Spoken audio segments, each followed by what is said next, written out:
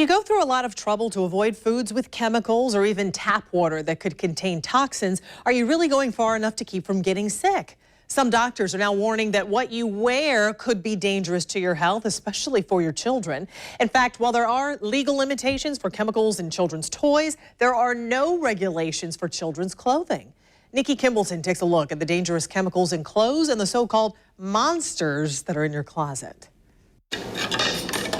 Jessica Kay never expected to have a closet full of mostly cotton clothes. But a few years ago, she started reading about what's in and on a lot of clothing, and she got scared.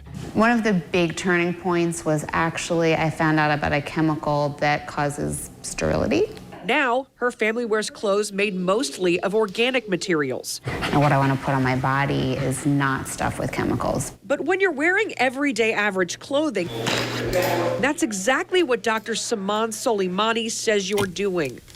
There is more than 8,000 chemicals in the textile industry that's used, which is pretty much insane. We're so concerned with all the chemicals that we ingest, but most people fail to realize that skin being the largest organ system absorbs everything it comes in contact with. Dr. Soleimani points to a report released by Greenpeace, which detected a range of toxic chemicals in clothes. These include formaldehyde and phthalates, but you won't find these chemicals listed on tags. What you will find and what you want to avoid are items that say they contain polyester, spandex, and rayon. That means it could also contain chemicals, plus things that say they're wrinkle-free, iron-free, or even moisture-wicking.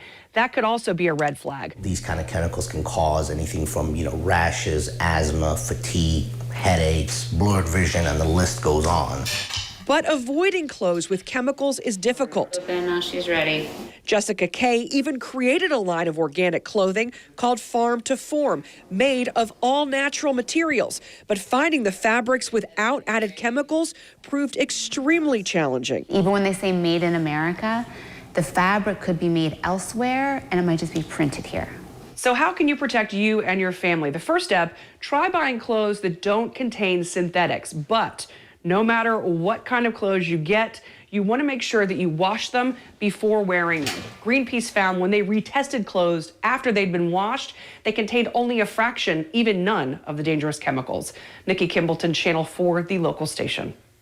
An organization called the Organic Clothing Alliance started in Jacksonville 2 years ago with the purpose of helping people find organic clothing for the entire family. We've got a link to their site, plus information from Greenpeace about dangerous chemicals and global brands of clothing that may be in your kid's closet right now. For links to both, look inside this story on the homepage of news4jax.com.